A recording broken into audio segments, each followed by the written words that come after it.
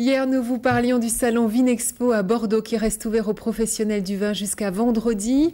Une bonne occasion de visiter les caves du célèbre château d'Yquem avec un guide hors pair, un maître-chai qui vient de prendre sa retraite après 45 ans d'activité pleine d'arômes. Olivier Lenuzza et Dominique Merlin.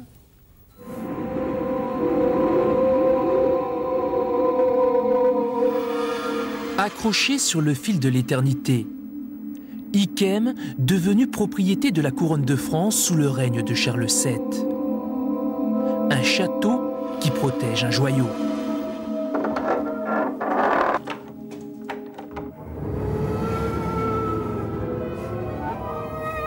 Une étiquette blanche, une chaste bouteille, une lumière d'or variant d'intensité au gré des ans.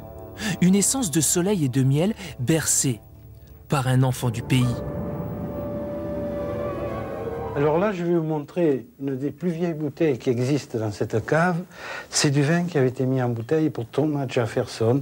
C'est en 1784. Vous l'avez goûté? Oui, j'ai goûté la petite sœur. Le maître de chai a le droit de goûter le vin? Bien sûr, c'est un peu voir comment ont travaillé ses ancêtres. Un gamin du Sauternais, ouvrier à 15 ans, devenu grand maître en 1970. Le seigneur du château qui prend sa retraite et les femmes au travail? J'aime bien, il est gentil. Il n'est pas un petit peu dur avec vous? Pourquoi dur? Il nous montre le travail. Si le travail est bien fait, ça va. Il est content. Un domaine de 105 hectares, 70 salariés, 95 000 bouteilles commercialisées chaque année. Tirer à peine un verre de vin par pied de vigne. Un jus qui doit titrer 20 degrés, là où commence l'éternité d'Yquem. Les raisins gonflent très bien. Ah, c'est très joli. Il y a des grappes là qui sont magnifiques.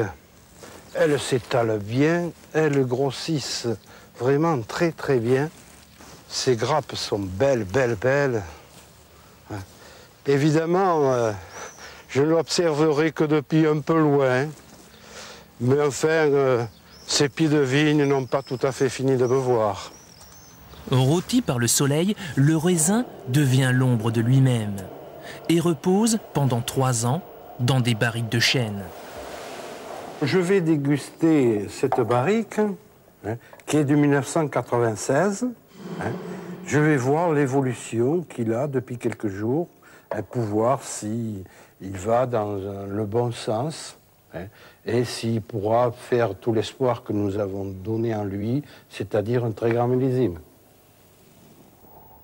Une offrande de la nature.